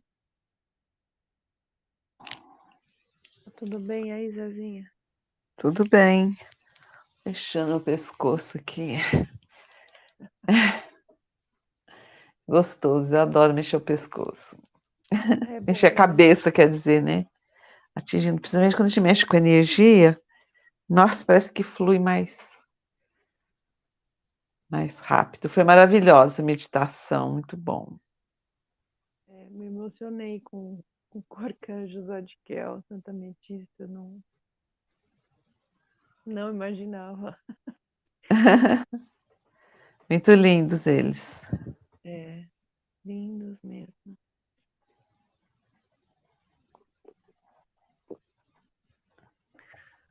Ai, ai. Espero que todos estejam bem, que tenham voltado bem. Com certeza. Maria Carolina apareceu aqui. Deixa eu ver. Boa noite, minha querida. Estou assistindo também Arrumando a Casa por hoje. Ah, linda, te amo. Ai, ai. É isso aí. Foi bom hoje, né? A live foi boa, a meditação foi ótima também. Mas é uma coisa assim, muito linda, né? A história dela. Ganhamos presentes hoje com a presença aqui dos arcanjos. Eu fiquei muito feliz hoje. Muito bom. Eu fiquei muito feliz também de falar dela, sabe? Obrigada, Rosilene. Gratidão. Obrigada, gratidão, Rosilene.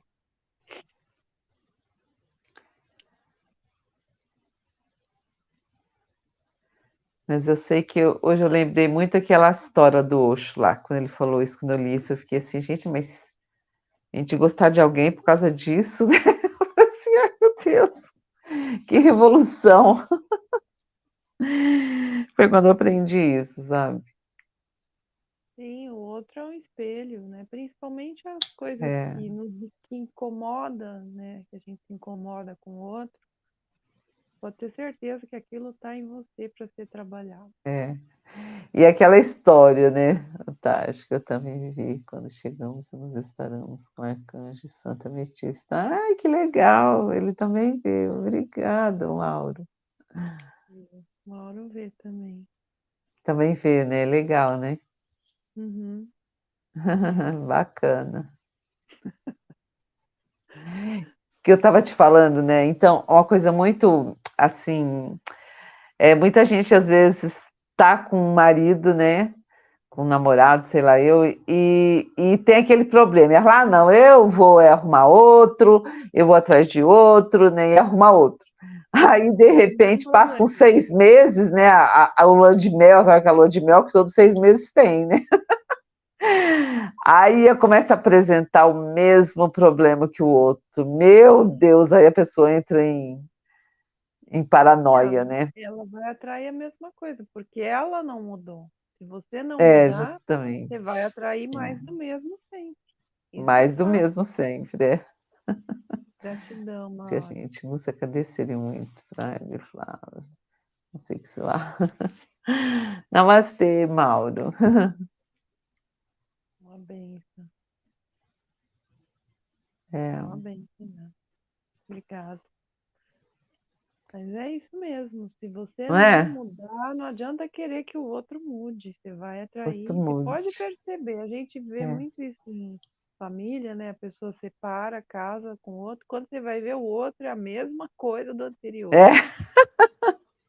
Isso aí, quando eu li isso em Osho, eu achei assim fantástico, sabe? Depois eu vi que os psicólogos também sabem disso, né?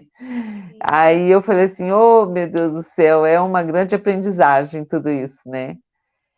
Porque... É a teoria do espelho, ela é real. É a teoria do espelho, é real isso aí. E a gente pensa que a gente está vivendo aquele amor, aquelas coisas assim, é tudo uma aprendizagem, né? É tudo, por isso que a gente tem que ter, às vezes, companheiros de caminhada, não é a alma gêmea, né? Mas aqueles companheiros que você vai ver que você ainda falta alguma coisa. Tem gente que fala assim, agora não quero mais, não vou ter mais ninguém agora também, né? Às vezes a pessoa já não precisa mais arrumar ninguém, né? Porque isso é muito legal também. Já se se sublimou, né? Assim, não precisa de mais ninguém para ser feliz, né? Ela é feliz sozinha. Ai, ai. Mas Ai, isso é um fato, essa questão do amor, né? O amor mesmo, verdadeiro, único, que você tem amor de verdade é pela chama gêmea. Isso é um fato, né? Você é, pode desenvolver um amor como a gente desenvolve pelos amigos, pelos pais, pelos filhos. Você pode é, desenvolver pela outra pessoa que seja uma companheira, né? Mas é. sim, o relacionamento ele serve muito como um ajuste de conduta, que é uma coisa incrível. Porque, Lapidação, eu acho. É uma sim, lapidação imensa, né? sim, porque a coisa mais difícil é você conviver no dia a dia, todo santo É, dia, dormir na mesma cama. Porque você, quando namora, você vai, passa a noite junto, tal, vai cada um para sua casa, beleza. Mas pronto. quando você dorme todo dia na mesma cama, coloca a escova É. de dente junto na mesma pia, aí a coisa muda de figura, né? Muda de figura, é. Por isso que muitos casais hoje, na modernidade, né, cada um mora na sua casa, né? Você já viu isso? Tem bastante. Bastante, né? Cada um mora na sua casa. E eu acho ótimo isso, sabia? Eu acho que você não tem que preocupar, nós não tem que preocupar com comida de ninguém, você faz, você tem a sua vida, você tem outra, aí eu acho isso maravilhoso, sabia?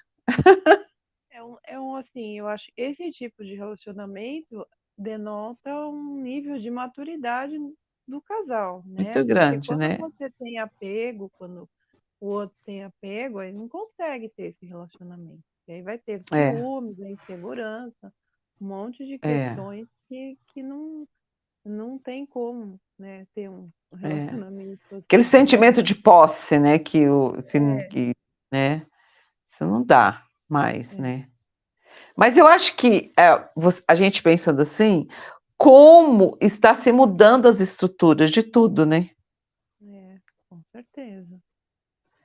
É tudo uma transformação muito grande, além do que a gente possa imaginar. Tudo está sendo mexido, né? A parte Tá, emocional, a parte mental, não é só a questão física, né? Da questão social, mas isso é, é fruto justamente dessa limpeza que está sendo feita nos corpos internos da humanidade, né? é verdade. É uma coisa assim É muito interessante. diferente do que a gente já se imaginou, né? Muitas vezes a gente fala assim em grupos, né, que a gente frequenta, de que como que as crianças hoje não querem subir mais nas árvores, não querem brincar mais daquelas coisas que a gente brincava, não quer mais o quê, não sei mais. Eu falo assim, gente, elas vão ter um outro mundo, que não precisa mais disso. Eu, pelo menos, que sou mais velha que você, né? Eu vim aqui como índico, entendeu? Porque eu fui a primeira da família a não querer o marido separar dele. Foi uma loucura isso aí, entendeu? Então a gente foi precursora de muita coisa, entende? Que são aquelas pessoas que vieram mudar aquilo daquela época, entendeu? Né? Eu Então, tô assim, acostumada, porque meu bisavô era separado já naquela época. olha, A minha avó foi trabalhar fora, foi dar aula no interior do estado. tá Meu vendo? avô não queria que ela trabalhasse, ela falou que ia trabalhar sim, que não ia deixar de trabalhar, não. Tá vendo? Isso é a mudança, Sim, porque essas pessoas que fizeram isso sofreram demais, entendeu? Porque elas mudaram o padrão que tinha. Mudaram o padrão que tinha. Hoje em dia, separar é coisa mais normal. Ah, mas vai ver. Quando meu filho era pequeno, minha filha, uns 30 anos atrás, mulher separada era dita como mulher que não valia nada. Você perde as nunca, amigas né? você perde as amigas porque elas acham que você vai dar em cima do marido delas e você fala. que vai fazer, eu falei, não vou fazer nada. Eu falava assim, o que você vai fazer, Zezinha? Eu falei, eu não vou fazer nada, porque eu quero ser feliz. Com ele eu não vou ser feliz. Então, pronto, eu quero ser feliz. E até hoje eu penso assim, entendeu? Eu acho que tudo na vida você tem que ser feliz, né? Então, isso, eu acho isso, né? Depois que você vai estudando, você vai olhando assim, né? E eu fui a única que separei da minha família, não tem outro, né? Assim, de mais perto, de gente assim mais perto, né? E foi uma revolução na minha época, meu filho era pequenininho. É, dependendo da cultura da familiar, é um absurdo, né? É É um um absurdo. sim. É, mas essa vontade que a gente tem assim de fazer aquilo que você acha que é certo, de você romper com barreiras, isso aí, eu acho assim, gente, mas eu quando era novinha, eu tinha 23 anos, minha filha. Eu tinha 24 anos, casei com 19, né? Diferença minha do meu filho é de 20 anos. Então eu falei, como é que eu consegui aquilo, hein? Nossa Senhora. Então eu só fico pensando isso, sabe? Como é que naquela época eu era sozinha? Meu Deus do céu, que loucura, né? Mas hoje eu fazia tudo de novo, não arrependo nada da minha vida, entendeu? Eu faria tudo de novo, igualzinho eu fiz. Essa independência, entendeu? Que eu acho que a gente estava manifestando no planeta nessa época, entende? Uhum. Que era muito difícil, né? As mulheres É, ficam aturando os maridos, né? Ficam aturando tudo. E eu falei, eu não quero ser isso não, minha filha. Uma confusão. não é fácil. Não, não é fácil, mas tem que ser assim, eu acho. Por isso que essas crianças também que estão aí, que eu vejo pelo menos, estão mudando um padrão também. Mas tem o lado ruim também, né? Que a gente sabe do problema que está Não, tendo das crianças, sem muito responsabilidade, né? com celular, muito com, enfim, tá Não é perigoso regredindo o celular. a inteligência das crianças, tá sendo um surto muito grande no mundo todo Muito. É. de problemas assim, agressividade, transtornos do sono para criança de 5 anos, quer dizer, não é concebível uma coisa dessa, né? Mas Não. tudo por Eu acho que conta. celular tem que dar para cima de 12 anos, entendeu? Eu acho, 12 por aí, entendeu? Mas tem gente que põe de babá, né? Pequenininha. Então as crianças ficam assim, sabe? E lá eu tive a minha neta da Isadora, que eu criei uma parte, ela ficou uns 4 anos comigo, eu acho, porque ela era pequenininha, tinha 5 anos. Menina, de repente ela começava a ficar agressiva comigo, eu falei, mas gente, vou começar a ver. Fui na televisão, não tinha nem celular. Era a televisão, começa a assistir aqueles programas daquelas meninas. Pode tirar isso daí. Ela chorou, eu falei, não assiste de jeito nenhum, você não vai assistir isso. Porque são o que é para criança, mas não é para criança. Uhum. Então, Sim, hoje tem que, no vigiar, os pais têm que vigiar, ver o celular, os históricos do celular. Eu já fiz isso com meus netos. Ver o celular, eu dei celular, já tirei umas vezes, sabe? Eu dou o celular e veja no histórico, tem coisa errada aqui. Pronto, fica, sem celular. É tá certo. assim que a gente tem que fazer, entendeu? Não pode É. falar, ah, não, ele não vai olhar em nada. Vai nessa para você ver, viu? Vai Não, nessa. olha assim, olha tudo. Se não tomar Tem que olhar o conta, histórico do celular para e pôr uma regra, né? tá certo. Eu acho também. Por Aí dá limite, certo. né? Mas é isso aí, viu? Mas é, É isso aí. Vamos embora, então. Já vai dar vamos quase uma embora. hora. Tá batendo É, papo aqui. fica batendo papo, é bom. É. Então, gente, terça-feira que vem a gente volta para mais uma live, mais uma meditação. Eu faço a live, Maria José faz a meditação. Espero que todos tenham uma Sim, ótima semana, abençoados aí pelo arcanjo Zadkiel, Santa Metista, arcanjo Chamuel e Caridade, bem-amado Mahashohan e a bem-amada Mestra Down, deusa da felicidade. Contatem ela para trazer a felicidade para a sua vida. com certeza. Boa noite a Namastê. todos. Forte abraço.